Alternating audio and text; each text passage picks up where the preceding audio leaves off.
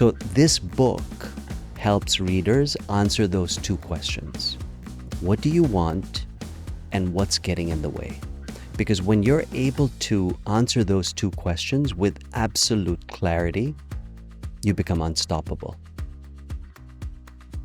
Welcome to the Alphapreneurs podcast. I'm your host, 𝗿𝗏 𝗵𝗵. I'm also the founder of AlphaPro Partners, a bookkeeping business based in Dubai, and Taxstar, a tax technology startup automating corporation tax returns.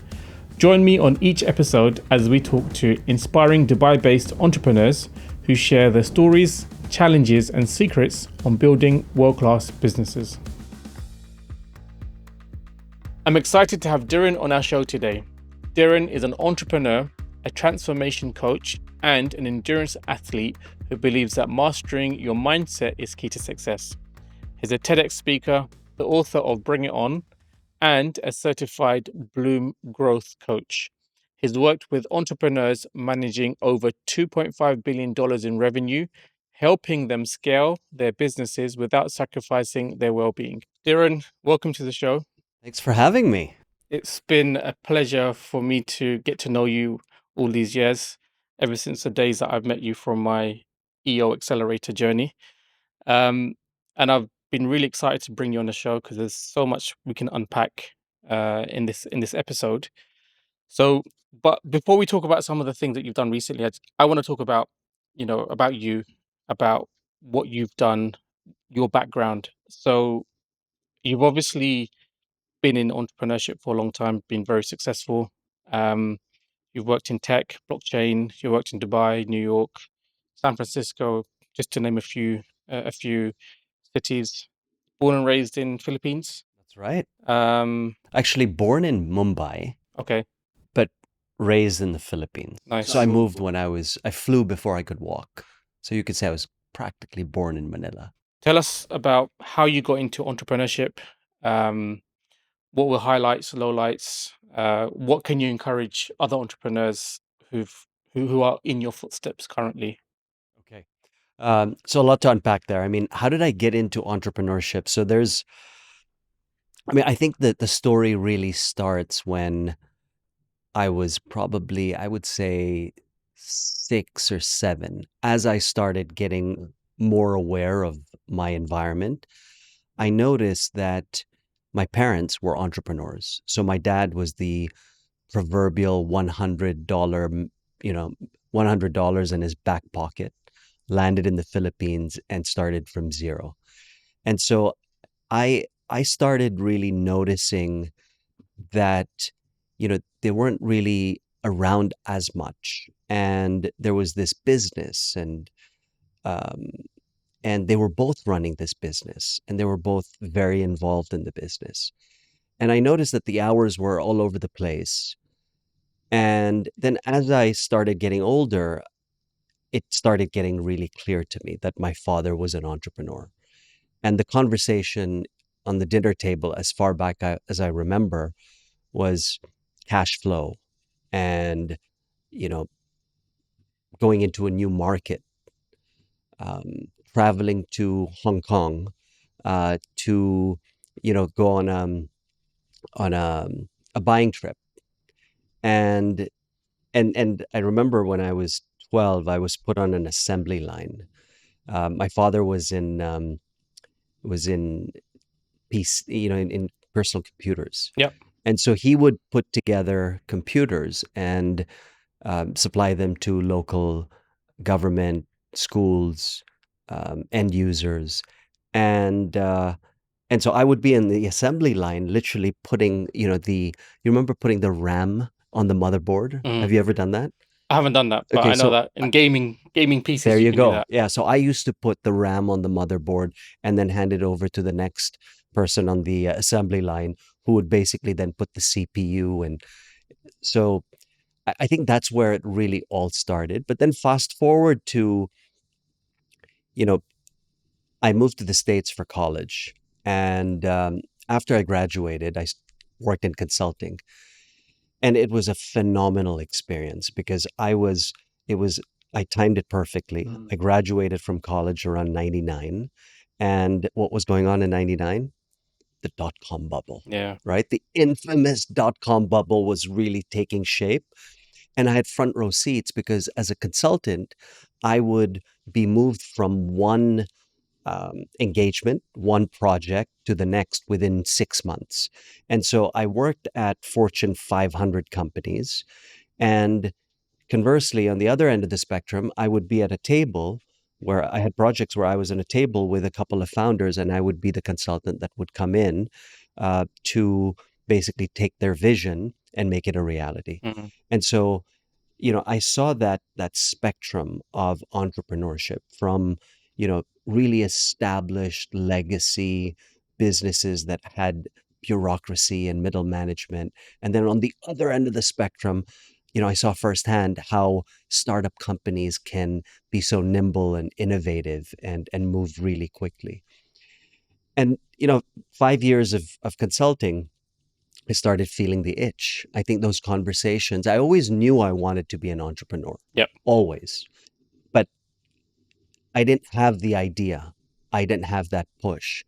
And, had I stayed in consulting a little longer, because I was moving up the ranks very quickly, it would have been really hard to give up that paycheck. Mm. So I'm glad I did when I did, because a lot of people now who want to be entrepreneurs, I've just gotten used to that paycheck that's Yeah, the constantly comfort. coming in, the comfort, Yeah. right?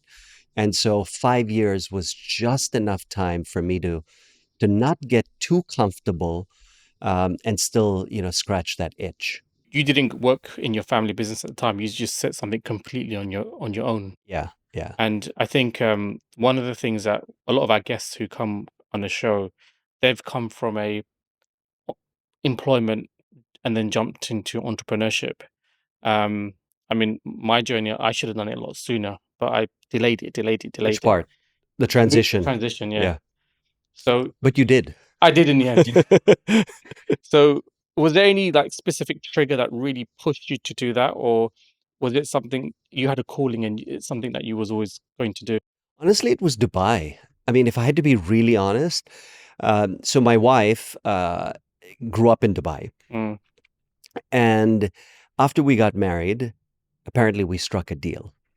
Um, and the deal was, she would move to the States, live with me in the US, in San Francisco, for a few years, and then eventually we would move back to Dubai. yeah.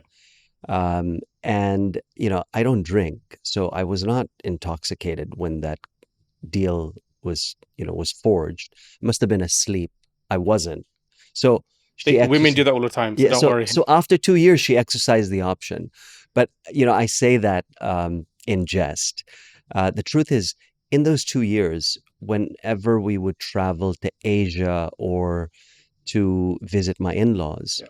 I just saw how things were moving so quickly. Like every time I came to Dubai, there was something new. The DI, the Dubai Internet City, Mm, DIFC, this tower, that tower, this zone. It was happening right in front of my eyes. And I thought, you know what? Like this is the future. And this was around 2004, 5, 6. yeah. And so Dubai, definitely the city, had a lot to do with that nudge, that push. But was there an itch? I mean, I had a partner who, in my first business, and we would brainstorm quite a bit. He was also from Dubai. And so I think my wife and him kind of joined, hands and started really watering those seeds that they had planted a few years earlier. Um, but was there a trigger? No, I mean, I think I always knew that I wanted to be an entrepreneur. Mm, I think being in the valley during the dot-com bubble yeah. was definitely a catalyst, right? Because you're looking around and you're seeing people, you know, starting businesses and venture capital started really taking shape and so you thought, you know what? Why not me? If these guys can do it, and instead of doing it there when things had imploded, I looked at Dubai and I thought, okay, you know what? This is exactly what the valley was like many years ago. Yeah. And you've worked two major cities or three major cities, Dubai, New York, San Francisco. How do you see now you have a lot of tech companies being set up in the UAE. You have a lot of funds out here as well. How do you compare your knowledge, experience of doing business in Dubai compared to, say, New York and San Francisco? I was with a firm who had offices all over the United States. They Yeah. had an office in Chicago, they had an office in New York, Philadelphia, and San Francisco. And that was the last consulting project I worked on. So I was with them for a couple of years. And traveling all over the United States definitely exposed me to, you know, different cultures within the US. Mm, How is the States different from Dubai? Um, I would say at least when I first got here, it wasn't as much what you know. It was really all about who you knew. yeah. Um, while in the West, I mean, it's all about levels, right? So I feel in the West, it was really all about what you knew. Mm, It was your credentials, right? It was, okay, which school are you graduating from? What did you major in? And that got your foot in the door. yeah. While here was really driven by relationships. Yeah. No, that's a great analogy because one of the things entrepreneurs do need to do is get out there, communicate, network, meet people, to help grow their businesses. They are the face of their business as well, and it's not impossible to build that network. Um, but yeah, I can relate to that. Being born and raised in the UK and in London, um, sometimes it's more about, like I said, what you know rather than who you know. Yeah. So, Darren, I've known you for quite some time, and I've been very impressed with your endurance activities, your ability to go to Mount Kilimanjaro, to Mount Everest, to do a triathlete triathlon, um, and I remember you mentioning in some of your stories that this is not something that you were doing from a very young age. Yeah. You just literally started it quite recently. Um, I've always done some sport, but not at your level. So, I have a lot of respect for you from that point of view. But as an entrepreneur, it's when an entrepreneur starts their business, they just focus on their baby and that's their business. Everything is put to one side, whether it's family, whether it's mental health, whether it's physical health, whether it's spiritual health. But one of the things that you are a strong advocate in is, you know, the likes of fitness, the likes of being healthy. You're a vegan, so you have certain things that you do that help you from a nutrition point of view. We'll talk about the inner game and all of that later on, but I really want to understand your journey to getting to this stage, recently. It's not like you've been doing it your whole life. You've done it recently. And that's a real encouragement for other entrepreneurs. So can you give us um can you tell us more about your journey, how you got there? What keeps you doing those 8 kilometer, 10 kilometer runs and swims and Yeah. cycling? There are a couple of questions there. What got me into it and what keeps me going? What got me into it was, there's this quote, I forget who said it, but it said, you can change in times of joy or you can change in times of suffering. Mm, I suffered. I went through this really dark phase. It's in the book. We'll talk about the book. Uh, but I went through this really dark phase that I call the dark night of the soul. Now, before the dark phase, I was not fit. As a matter of fact, growing up, I used to carry, remember those asthma pumps? yeah. I used to carry an asthma pump. Oh wow. Uh, I had severe asthma, and uh, I could never imagine, like I could not forget 5 kilometers. I couldn't run 1K, Mm, right? So I was the extent of my fitness was going to the gym and lifting weights. That was it. It was all about optics. And so I went through this really dark phase and my back was completely against the wall. I did not have a choice. Um, I had to transform and start looking after my health. Um, so during that dark phase, I was having these serious heart palpitations. I remember once I was in the shower, I was shampooing my hair, and clumps of hair were falling. So it was an extreme phase, Mm. and I was young. I mean, I'm still young, but I was younger, Yeah. and I just felt that, you know, there's got to be another way. And along the journey, you know, I met a couple of people who really inspired me. I mean, when I say really inspired me, I mean, they lit the fire. And I'm so grateful to those people. And that's really where the journey began. It was out of need, not it wasn't a choice. I had no choice. I had to transition or I would spiral deeper down that hole. But I think that's admirable. I'll tell you why. Because in life, I've met, and I'm sure you've met a lot of not necessarily entrepreneurs, but someone who's got a certain condition, let's say a heart condition, or someone's got cancer, or someone's got certain health diseases, and they've already given up. Mm, Like you have some, I have friends who have, you know, had stents, and they continue to eat badly, mm, right? And for them, the mindset is, I'm gonna go anyway, right? But I don't think that's how you should be. I don't think that's the correct attitude to have, because you can live a quality life if you make these changes. And I think what you've done is quite admirable, from, you know, understanding that you went through a dark point and you wanted to change, and you've continued that change. yeah. Um, and so going on to the second part of the question, which is, how do you maintain that? You know, anyone can go to the gym. New Year's Day, you know, they've done their New Year's resolution. I'm going to start going to the gym, you know, from 2nd of Jan, and then they quit, you know, midway through January. Yeah. But you've consistently kept this, not just going to the gym, but this high performance uh, activity Yeah. consistently. How have you kind of done that? It's been a filter.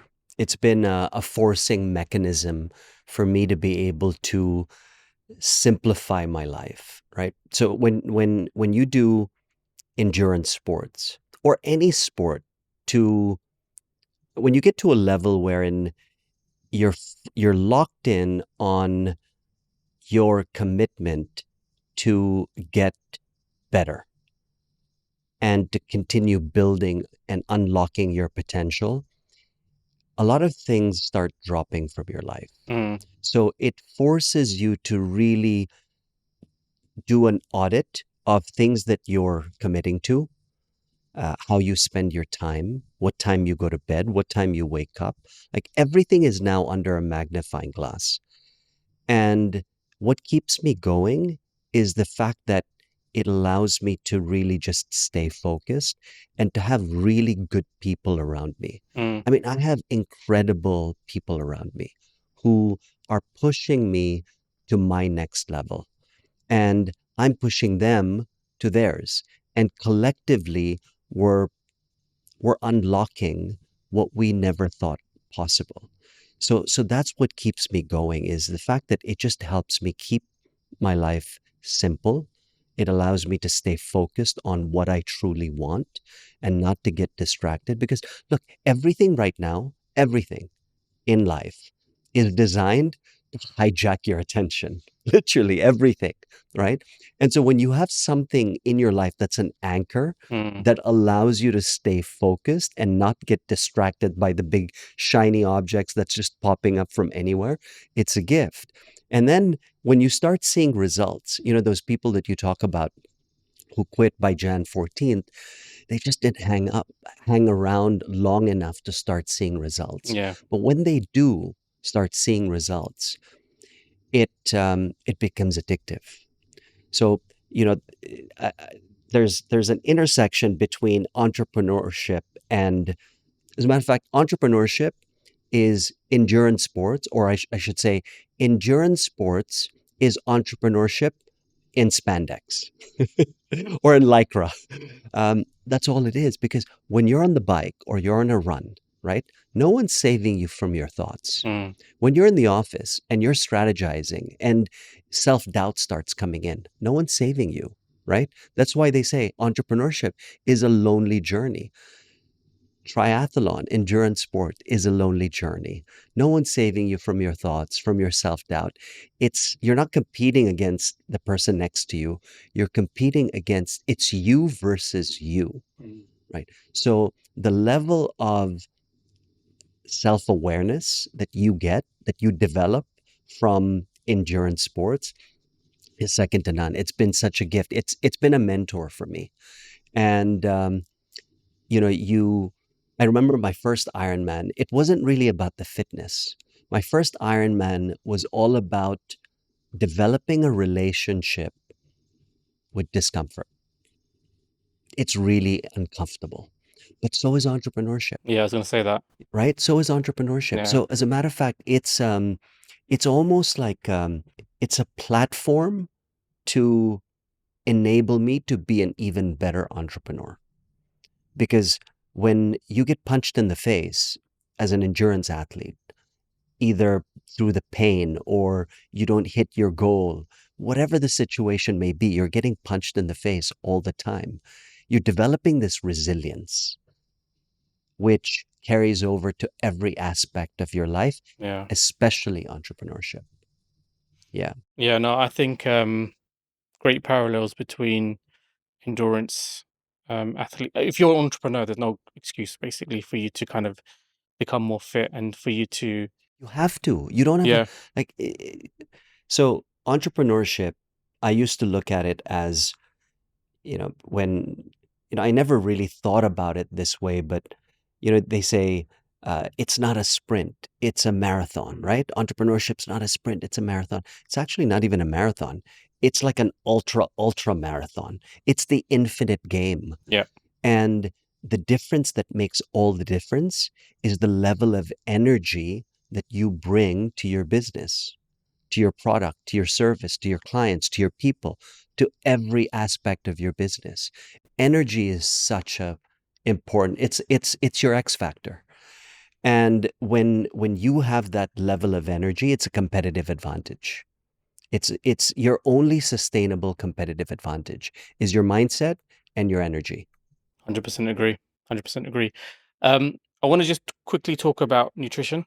Yes. So we spoke about endurance sports, but nutrition is very important as well in terms of looking after yourself as an entrepreneur, um, keeping those levels of energy up. You know, everyone turns to you as their leader. You are the face of your business. You need to have those energy levels up as well. Tell us how it plays a part for you in terms of what you do, and we don't need to go to specifics, but how do you help you yourself to become the better version of yourself through through nutrition? Yeah. So, I mean, nutrition is a whole like world altogether, right? So I'm going to answer your question in a different way. I think if there's one thing that I can share with your listeners, the difference that makes all the difference is sleep. Yeah, It's really that simple. Let's not complicate it, right? We can get into the nutrition, but let's first talk about sleep. How many hours are you getting? mm, Like that was the question I used to ask myself. I used to tell myself, okay, I'm looking at creatine and amino acids and vitamin B and D and multivitamins and all this stuff, right? But I'm getting 5 hours of sleep. So what's the point of all of that if the one thing that I have full control over, I'm not even managing. mm. I'm mismanaging. So I think the most important thing before nutrition is sleep. And then, things like just making sure you eat 4 hours before you go to bed, right? So that it helps your sleep. And then things like just breathing, like you're waking up, you know, stepping out into the open and just soaking in the rays, Mm. right? Just absorbing the sun. You get, the purest form of vitamin D. And then doing some breath work, just simple, you know, box breathing, 3 in, hold for three out, and just doing that for a few minutes. It just completely changes your mindset, the energy levels for that day. Yeah, so I think very simple things that Simple things. Yeah. entrepreneurs can do to help them become a better version of themselves. Does that mean that anyone can have like fast food and I mean, good food, clean food, we yeah, we know, I mean, that's well documented, right? And so is everything else that I mentioned. But I think we forget the basics. We yeah, start going into the next level, level 2, level 3, perhaps. But yeah, of course, eating right? Just mm, getting enough protein, not overindulging in carbs. Carbs are good, but within reason, within measure. mm, Just making sure that you are hydrating enough, right? Just drinking enough water in the day. A yeah. lot of people don't drink enough water. So to me, it's all about the basics. But yeah, eating healthy is definitely something that's paramount. So today we have a lovely guest, which is the book Bring It On. Obviously, one of the things that I wanted to talk about is not just about the book, but the process behind it as well. Um, you know, many entrepreneurs, what they are looking to do is build their personal branding. One of the things that they could do is obviously do a podcast, write a book. But you've written a book, and it's not just any book. It's a genuinely good book, and as you mentioned, you can go in and out whenever you want, right? Because it's got nuggets of great information that you can use day to day. So one of the things I just wanted to kind of dig into is what was your thought process in writing the book, um, and what kind of things would you say one of our listeners can get out of reading the book? Mm. So the process was, you know, I was at a point wherein I was coaching leaders and entrepreneurs, and I noticed that I was getting to the point wherein I couldn't work with certain people that I wanted to work with. I just did not have, you know, I had not figured out how to get more than 24 hours in a day. Mm. And so I thought, okay, you know what? Maybe I started speaking to my mentor, my coach, and the idea basically started taking shape in my mind of writing a book. Then I thought, okay, if I write a book, then I can actually take this book and I can give it to someone. Mm, And I thought, okay, but I need to write a book that's going to not just be a level 1 book. And a level 1 book are books that motivate you, yeah. right? That inspire you. I thought, okay, you know what? There's enough of those books out in the world. So if you think about change, it happens at 3 levels. You go from thinking about change Mhm. to doing it to becoming it. So a lot of books out there are in the thinking level, right? Are for people who are thinking about change. So they need motivation, inspiration. Now I thought, you know what? If someone needs motivation and inspiration, there's a website called youtube.com that provides infinite amount of, YouTube Shorts as well. and YouTube Shorts as well, infinite amount of inspiration and motivation. I need to write a book at the level 2. So it's for people who are now done thinking about it. They have the motivation, they're inspired to change, and now they need to start doing it. So the book is it's an intervention. At the end of every chapter are questions, an exercise, an intervention, a quiz that basically creates this journey of working with a coach.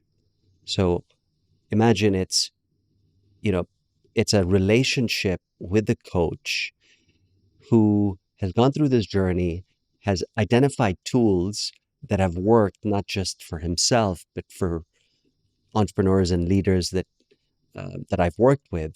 And now it's all packed in this book.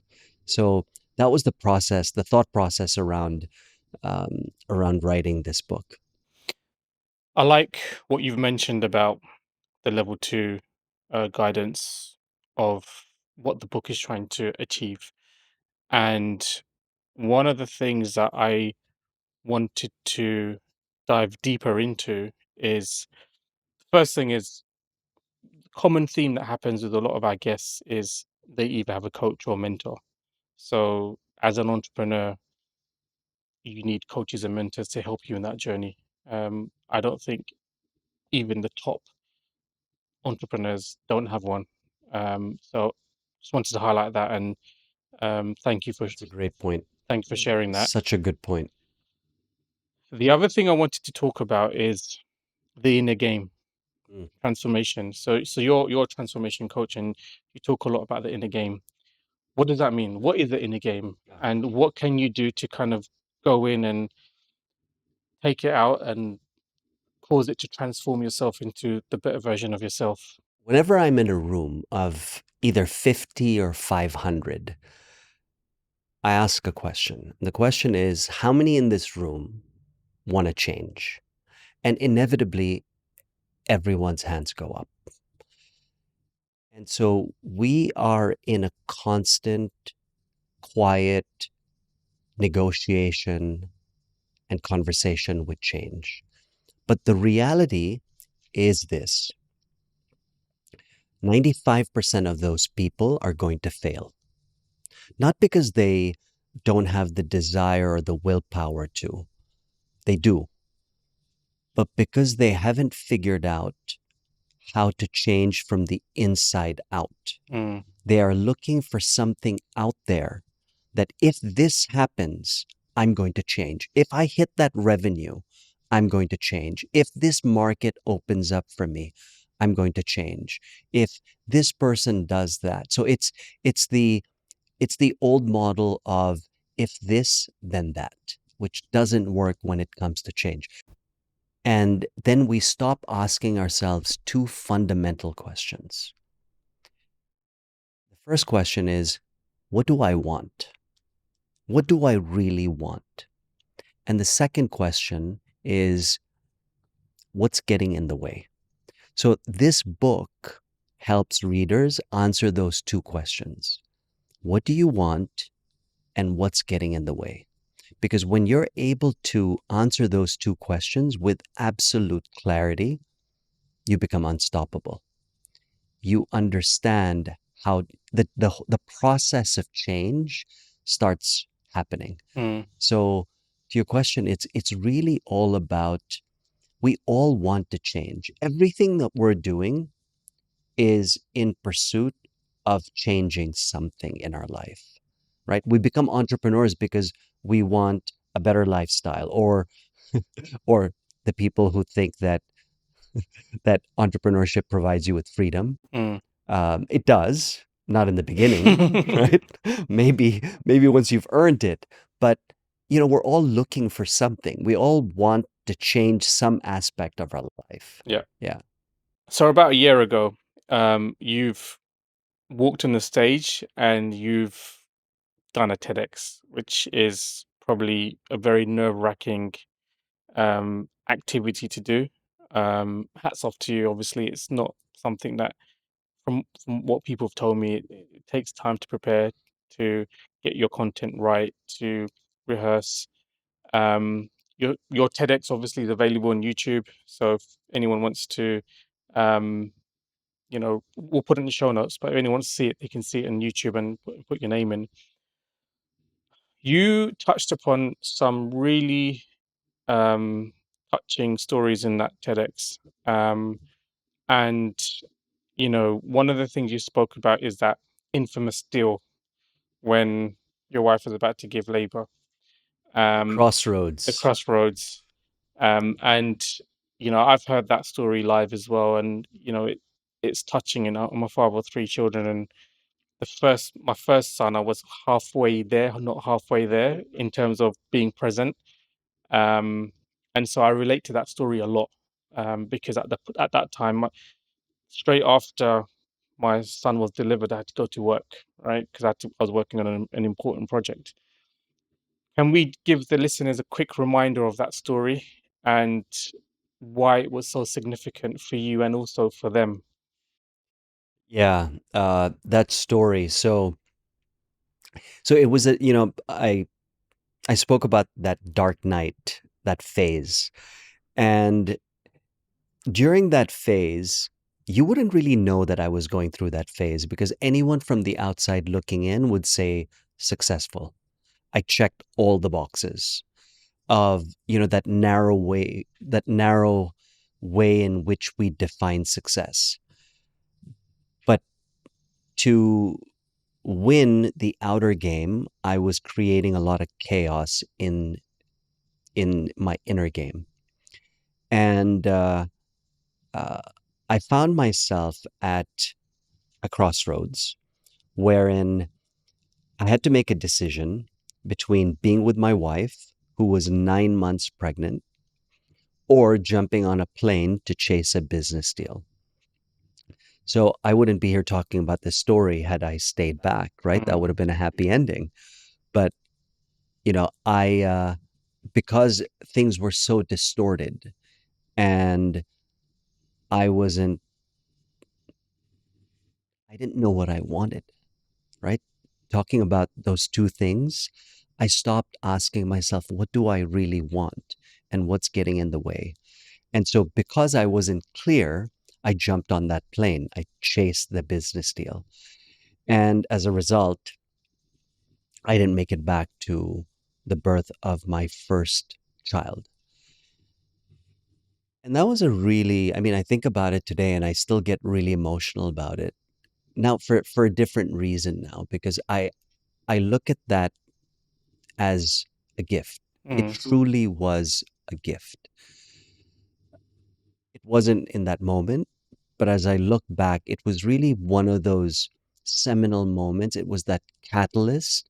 You talk about what was the trigger, what was the nudge. Like this was one of the triggers that really pushed me out of, that comfort zone and really question, why am I doing what I'm doing? Like, mm, why am I chasing this when the right thing to do would be to be with my family, to be with my wife?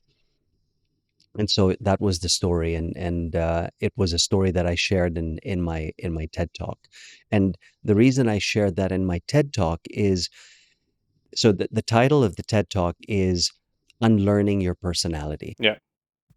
Oftentimes, when we are so for entrepreneurs that want to go into a new market or they want to scale the business, whatever the situation may be, we think that there's something that we need to add, like we need to learn something or we need to add something to the current equation in order for us to get that thing.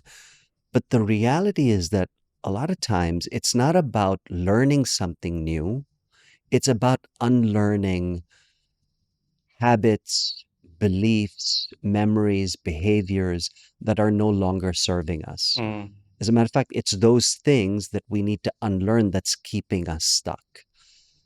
So the title was Unlearning or is Unlearning Your Personality because personality is not permanent. yep.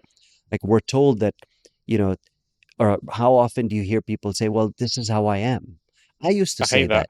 Yeah, I used to say that I was that guy. This is how I am. There's nothing I can do about this. But the reality is that everything is like we know now that your brain there's this thing called neuroplasticity. Mm, Your brain is malleable, it's plastic, which means you can change anything.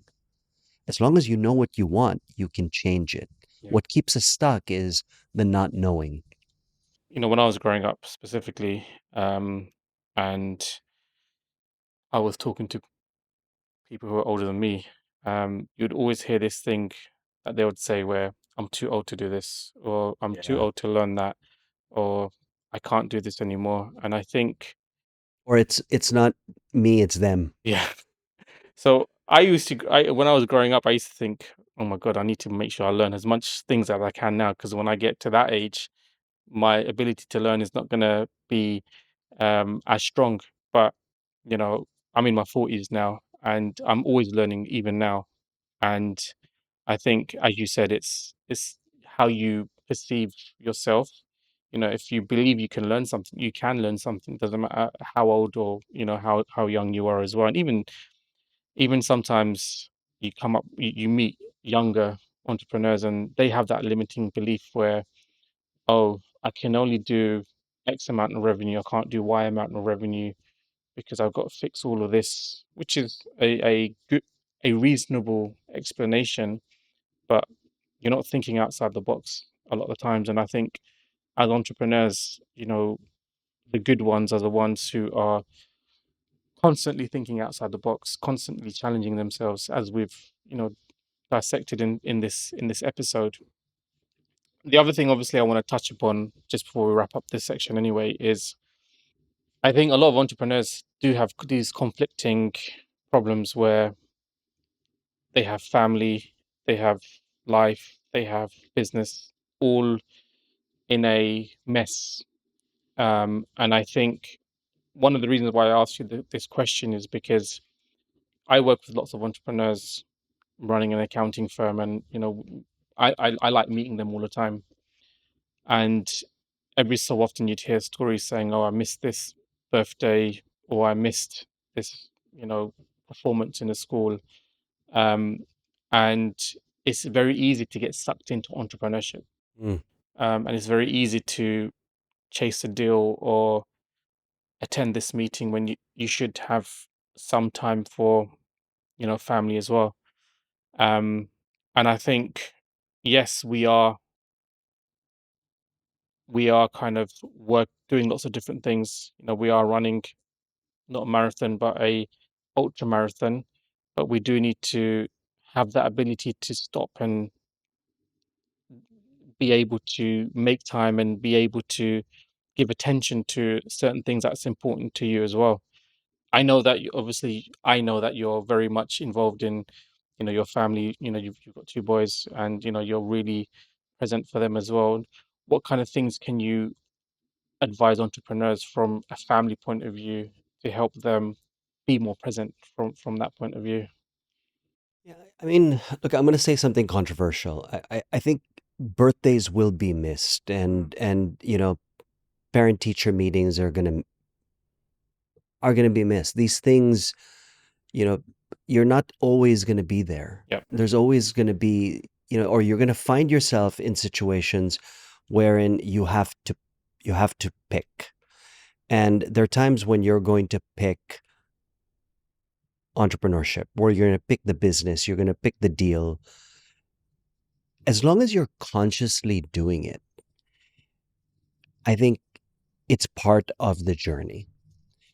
And the flip side, or not the flip side, but in addition to that, is when you are with the family, when you're, you know, with your kids or your spouse, how can you be really present? Mm, Because it's not really about the quantity. And, j- entrepreneurship has seasons, yeah. right? In the spring, you want to be out there, um, you know, building. In the summer, it's going to get a little tougher, but you continue to be out there. You're continuing to build, meet people. Then you go into the fall. And the fall, the season's very different. It's not as vibrant as it is in the spring. But in the winter is when you lock in, Mm. right? Meaning when you hunker down because not much is going on in the business or in the environment or in the market. And so just knowing that there are seasons to entrepreneurship, and and matching your time with family, hobbies to, those seasons, and and not really focusing on quantity, but really be focused on quantity. Like when Yeah, that's you're a great there, word. being truly, like truly present with the phone away, no distractions, and just completely in the moment. I think that that's what, in the past, I used to think that, it's all about quantity. Like, I need to be there as much as I can. Well, as an entrepreneur, you can't always be there. And also, you get to a point where your kids are busy, right? So really just being clever about, okay, when do they not need me? And when can I really focus on so just being conscious about Mm. things. Yeah. Just being really aware. You've gone into some of the intricacies of the inner game, and you've touched upon it. But can you give us more insights into how that works? For many entrepreneurs, you know, their interpretation of what that means may not be what the right thinking is. Yeah. And how would you unpack that? How can you explain my inner game, your inner game, their inner game, and how they can, you know, take it to the next level? Yeah. So let me answer that by first getting clear on what the outer game is, right? So as entrepreneurs, we are thinking about in our business, we're looking at KPIs, right? KPIs, there are all these different metrics that we track in our business. Uh, all of that's outer game. At the personal level, habits, morning routines, nutrition, right? We spoke about nutrition earlier. Those are all outer game, or the games that we play out there. Mm, Think of it as an app, right? So those are the apps. The inner game is the operating system. The inner game is what those apps sit on. So your inner game is your code. It's how you think about yourself. It's the beliefs you have. It's your values, your memories. Um, these are things that are with you. It's part of your identity, right? So we oftentimes think about leveling up by, introducing these different hacks, which is great, but you can't load apps on an operating system that's out of date, mm, that needs an upgrade. It's like, why do we update our phone, right? Like, these new apps come out, we need to update the software in order for the base operating system, the inner game, to be able to handle and manage and efficiently support all these different habits and routines or these metrics that we're chasing. So that's how I think about the inner game. It's what's driving the outer game. But in order for us to play a really big outer game, we first need to understand, okay, what do I actually truly believe? Like, why am I stuck? Why am I not able to break through? No matter how many habits we adapt, and and no matter how many hacks and morning routines and these new trending um, books that talk about how level one. to level one, right? Again, all of that is great, but ultimately, it's all of that is costume, Mm. right? It's costume. Your identity is really what drives all of that. I love that example of being able to upgrade your operating system to be able to then take on these apps. Can you give us one example of that, like a practical example for an entrepreneur where they would upgrade their operating system to then be able to take on something that is on the outer game? Yeah, absolutely. So I'll give you an example that I went through. I had a lot of self-doubt. I had this belief that I wasn't good enough, and it's a common belief that Yeah. a lot of people have. But I wasn't even aware that I had this belief, and so because I had this belief, it was driving me to take up all these different things. Like, every opportunity I I took on. I didn't say no to any opportunity during that dark night of the soul phase. And I realized that, I thought it was like I'm a serial entrepreneur. That's what serial entrepreneurs do. But the reality is it was a coping mechanism. Mm, Because I had this belief that I wasn't good enough, I was hedging every opportunity with the next opportunity. Like I had this belief that it wasn't going to work out, so let me start building the next thing. And so all these different businesses were these apps, was the outer game that I was playing, but I was building it on shaky ground. mm. The operating system wasn't robust. That's why in my book, there's a quote at the back of the book. It says, self belief is not negotiable. You can't expect other people to believe in you unless you believe in yourself first. Great quote. Yeah. So, Dhiren, you are a certified Bloom growth coach. Um, I've always known you as a great coach, regardless of this certification. But I remember we had the conversation a while ago, and you went to this retreat, and it's where you kind of learned this method. For those who are not aware of what the Bloom Growth Coach is, can you just tell us about what it is and how are you able to apply it when you're working with entrepreneurs? Yeah. I'll make it I'll make it simple. Before getting into the actual methodology, let me give you an analogy. So think of Bloom growth, or Bloom. It's an operating system. It's a growth.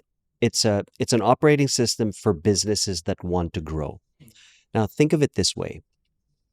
So when you want to go somewhere, right? What do we do these days? We pull out our phone. Which app do we pull up? Google Uber, Maps Google or Maps. Google Yeah. Maps, right? And we plug in the destination. The destination is what we want. That's the goal, Yep. right? And then what the app does is it says, okay, if that's where you want to go, let's now figure out where you are. Okay, this is where you are. Now, based on where you want to go and where you are, here's the route you need to take, right? And it starts building out that route. And then it tells you, okay, you know what, when you get to this point, you're gonna have to take a left, and then you're gonna go over, a bridge, and then you're gonna have to take a right. And by the way, there may be some cops here, right? And then you're gonna hit some traffic there, right? So it gives you the landscape of what you're gonna go through.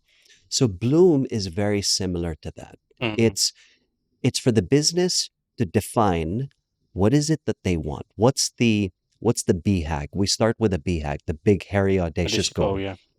So think of the BHAG as the 5-year goal. And then we work on, okay, well, if that's what we want to achieve in 5 years, what do we need to do in 3 in order to ensure that we're on track for the 5? Okay, so these are the 3-year goals. These are the goals, these are the KPIs. This is what it's going to look like, this is what it's going to feel like. So all of this goes into a one-page plan. Mm. Now, in order for us to achieve the 3-year, what do we need to achieve in 1 year to ensure that we're tracking? So these are the milestones, right? These are the turns that Google Maps has you take, right? So once you have the 1 year, then we talk about, okay, well, if that's the 1 year, what do we need to do this quarter to ensure we're on track to achieve our 1 year goals? Mm. So Bloom is basically built on 7 core pillars that drive the business, that get alignment. That way you're not wondering who's doing what. The whole team knows exactly what each person is doing and what the deliverables are. So you have ownership, you know, across every level and every team with every individual. Yeah. No, that's a great framework. And when you're working with entrepreneurs using this framework, what kind of challenges, what kind of success have you come across? The big challenge that businesses have before a growth system or before implementing a growth system is that they're growing, but they're not clear as to why they're growing. Mm. Or if they're not growing, they're not clear as to what's keeping them stuck. So what Bloom does is because it's a methodology, it's a process, it reveals what's working. And if that's working, like let's say that process is working, well, let's double down on that, right? Um, so Bloom is really focused on going back to the analogy, the Google Map analogy, right? You're seeing exactly where you need to go. So what Bloom does is it helps you define key performance indicators, KPIs that are leading indicators. What do I need to do? What are the activities in order for me to ensure that the outcome is certain? Yep. We're taking the guesswork out of the business by defining what it is that we want, what's the goal, what's the objective, what's the outcome, and usually it's a revenue number, or there's some businesses that say, okay, you know what, it's X number of locations, X number of clients, right? So every business is different, but it's a quantifiable number. Okay, well, now that we're clear on what it is that we're aiming for, what are the activities that will guarantee that we get there? Mm. Yeah. Some of the successes, um, I'm working with a business um, right now for the last 4 months. It's a business that's been around for 10 years, and we've been working together for the last 90 days. And the last month, so May, they closed their highest r- revenue month in the history of the business. Wow. So results happen very quickly. Yep. Um, because it's a methodology. It's a tried and tested system that when you follow the steps and everyone in the leadership team does what they've committed. Now you're making a sacred commitment to each other. You're going through the beauty about Bloom growth is that a lot of growth systems is very left brain. Mm. It's all about the logic. It's all about the how. Yep. That's important, but equally important is the why, right? It's how can how can we work together wherein I have this implicit and explicit trust in your feedback to me, right? Because if I have blinders on or if I'm not seeing something accurately, how can we create a safe space that, that enables you to give me that kind of feedback? Would you say that the Bloom methodology also incorporates culture? Absolutely. That's exactly it. It elevates, it scales the culture. Mm. So not only is it scaling the business, it's scaling people. Yep. Because if you want to scale the business, you have to grow people. Yep. So I say it's an emotionally intelligent growth system that's built on technology. Yeah, no, great example. So, shameless plug, not only do you help entrepreneurs, but you can also help businesses as well. Absolutely. Absolutely. And make sure you buy the book as well. Right. Thank you. Just one more question before we wrap up. So, this is just going back to the By the way, entrepreneur. speaking of the book, is there a way I can make the book available for your listeners? Of course, How, we'll put it in the show notes. can we gamify this wherein, the first, let's say, 5 listeners who share a reel, for example, get a free book? Yeah, we can do that. Yeah? We can do that. All right. So we're gonna gamify the book. So first 5 listeners who reshare the podcast will get a free copy of the book. Perfect. Done. Signed as well. Signed. Okay. Absolutely. They share their name and we'll sign it and send it to them. Great. Just a final question before we wrap up. Just going back to the entrepreneur and their journey. one of the most common complaints, not complaints, but concerns that I get from I'm an accountant. So not only do I talk about numbers, but I talk about other things as well with my clients, right?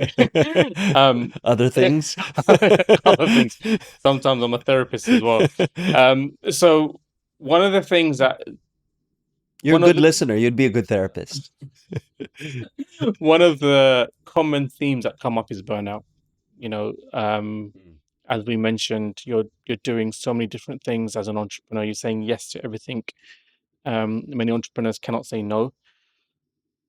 So how can you help an entrepreneur identify burnout, and how would you help them deal with it and kind of be in a position where they can continuously, you know, up their inner game so they overcome burnout? Yeah, great question. I think there's a misconception around burnout.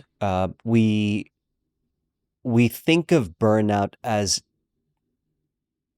taking on too much, right? Like not saying no, and we take on so much in terms of commitment and um, you know businesses and tasks and projects and priorities. But the reality is that we don't burn out because we've taken on too much.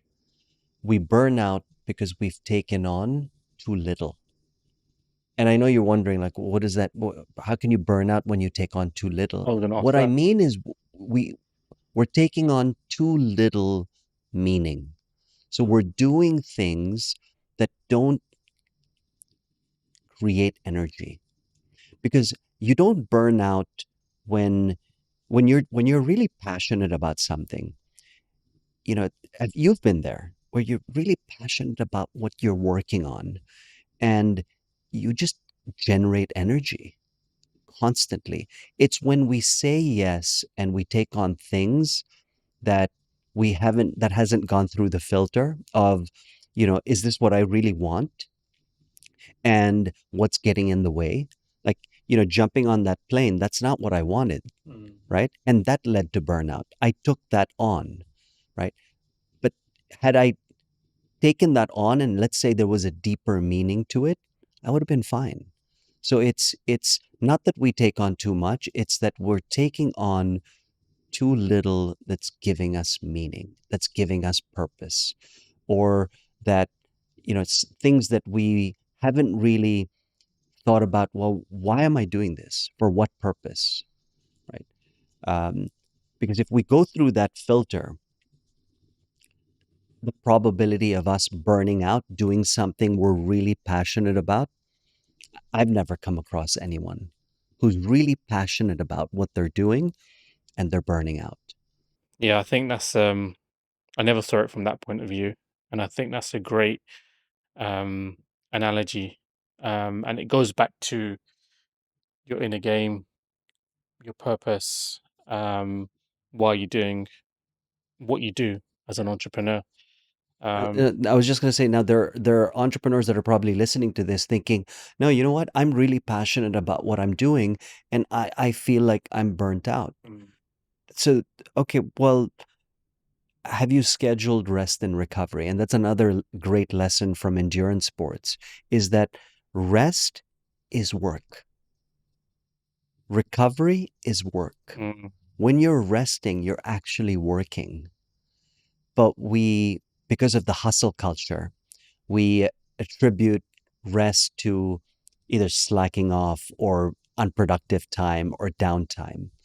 But we've got to reframe again, you know, entrepreneurship is the infinite game of infinite games, right? And if you're really passionate about what you're doing, you want to continue doing it 10, 15, 20, well into the future. And so rest and recovery is a big part of that. yeah, I mean, I'm not at your level in terms of endurance as an endurance athlete, but um, recovery is very important when it comes to sport. Your body needs to recover for you to be able to keep your fitness levels up, or you know take on that extra weight in the gym.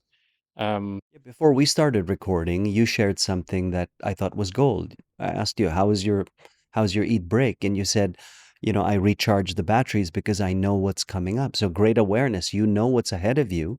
You knew that you had to recharge, right? So just being aware of when is it time to recover and just really leaning into that, because knowing that, you're not going to be resting forever, right?